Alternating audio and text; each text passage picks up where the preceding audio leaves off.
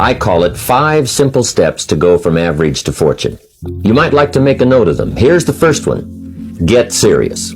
I don't know any substitute for that. You've really got to get serious. You don't have to be grim, but you must be serious. And you must get serious about 2 very important things. Number 1 is setting your goals and where you want to go. Designing the next 5, the next 10 years is so vitally important. How much would you like to earn? How far would you like to go? Those are some major questions to ask. Then you have to get serious about another important subject. And that important subject is called personal development. Personal development is striving hard to become the kind of person that you want to be. 10 years from now, you will surely become someone. The big question is, who? What are you becoming? I know a guy that's got a half a dozen jokes keeping him from becoming wealthy. He's not known as rich. He's known as a joker, which I guess is okay if that's the kind of life you want to live. But it really isn't the best way to live. To go from average to fortune, you must get serious. Now, the second point is get smart.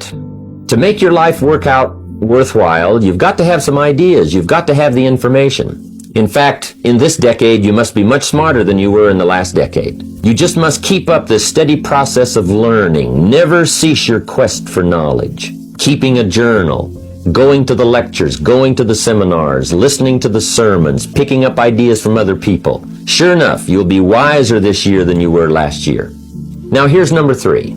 You've got to get going. In my management and leadership seminar, we teach game plans, how to put all the good things that you've learned into action, how to make the changes, and how to actually do the work, how to actually function. Get going, that's the key. Some people are ever learning, but they don't put it into action. It's like the man who keeps bringing materials to the building site and never builds anything. You've got to do something with what you've learned. You've got to take action. You've got to get going. Now here's number 4. You must get excited. And not just the false enthusiasm of just pure positive thinking. You've got to get excited over some very basic things. One is, get excited over your ability to make yourself do the necessary things. Because discipline is major step 1 toward personal progress.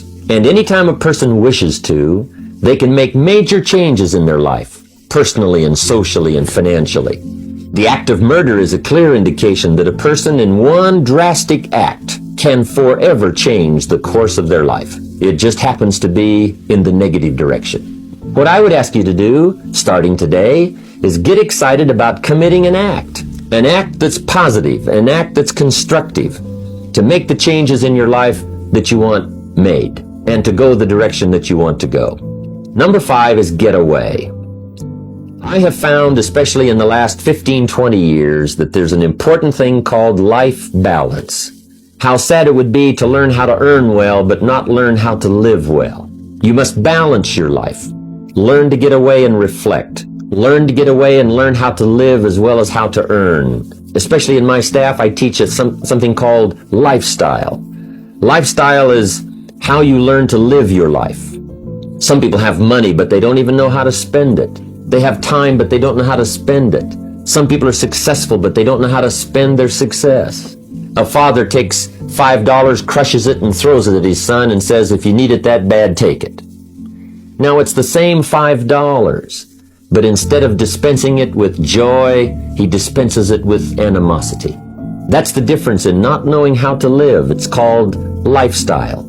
So those are the 5 simple steps to go from average to fortune. Get serious, get smart, get going, get excited, and get away.